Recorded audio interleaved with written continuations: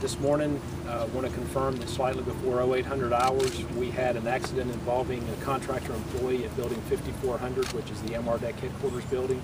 The contractor employee was handling a small explosive device, received non-life-threatening injuries, was transported by HMC to the hospital. His wife was able to meet him there. I don't have any further details on the extent of his injuries. In conjunction with Colonel Hamilton's Department of Emergency Services and my safety office, we're going to conduct an investigation to see what caused the incident and determine root cause so we can implement corrective action. And so, we've confirmed the employee in question is the only person who was injured. It was a pretty small explosive device, so the damage and the injuries were contained right to his immediate working area. And so the appropriate steps have been taken to ensure that the rest of the workforce there is safe. Was the area evacuated afterwards? Yes, the area was cleared out, and we're doing a thorough investigation. As Mr. Edwards stated, it's a joint investigation between our safety professionals as well as our emergency services professionals. And so they have sealed off the area, and they're going through doing a very, very thorough investigation of exactly how it happened, the extent of the damage, and those types of things. Because our priority first is obviously to the employee, to ensure that he's getting the medical care that he needs, and that is well on its way at the hospital. And secondly, making sure that we learn how this happened so we can prevent it from occurring again.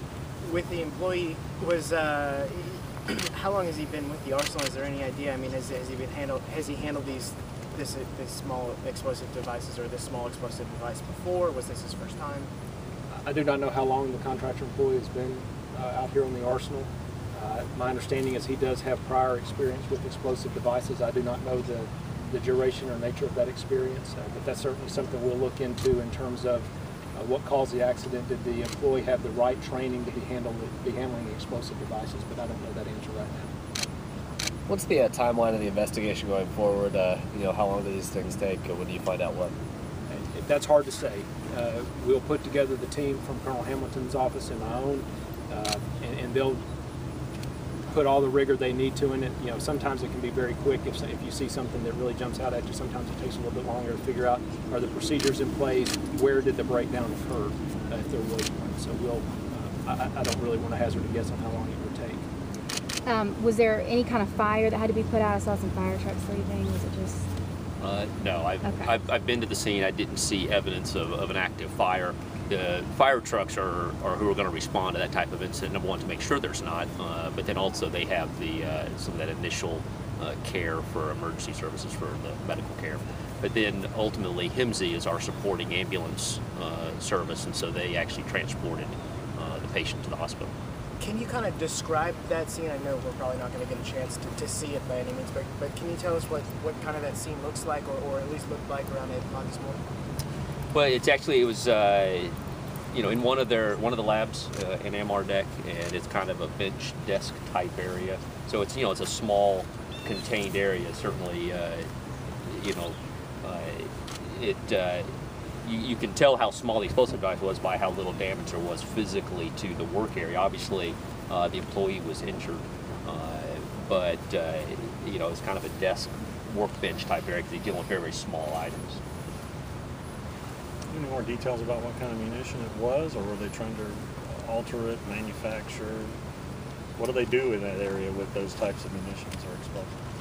We'll have to recreate that. That's something that I don't know as I stand here right now. That'll be part of the investigation, determine the nature of the small explosive device, how it came to be in that area, what he was doing, do we have the procedures in place to be handling that sort of stuff in that area, that sort of thing. We'll bring the professionals in that we need to confirm, just based on the residue and stuff. They'll be able to do the forensics on it and determine exactly what it was. It's difficult to say that right now. Do you know where those experts might be coming in from? Are they already at the arsenal, or could they be coming in from, I know like in the past I want to say some teams have come in from like Kentucky. Well, the initial investigation is being done with employees that are already here from the safety offices, both in the Garrison as well as AMRDEC. And as they begin to piece it together, They very well may encounter a technical question that they don't have the knowledge to answer directly, and so they'll pull in professionals from somewhere else. So, you know, we'll have to find, you know, what is the question, who's the right person to answer it.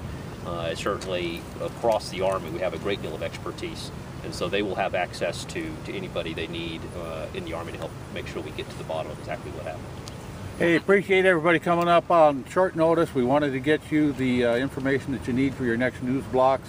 We also want to get Mr. Edwards and Colonel Hamilton back on their jobs and continue this investigation, and we'll keep you posted as the day continues. So thanks again for coming out, and we'll emphasize the fact that we'll keep you posted as events develop. We'll also be issuing a press release shortly after this too. Will that be able to have any information about the victim, such as his age at least, or you know, anything along those lines? We'll make that determination and let everybody know. But this kind of thing doesn't happen very often, obviously. No, I mean, our job is to make sure that Right. it doesn't happen very often, and that's certainly, you know, as we continue the investigation, as we learn lessons from it, you know, obviously we'll then look at, are there procedural changes that are necessary or other things that, you know, that investigation will inform what we do going forward. Thank you. Thanks again, everybody.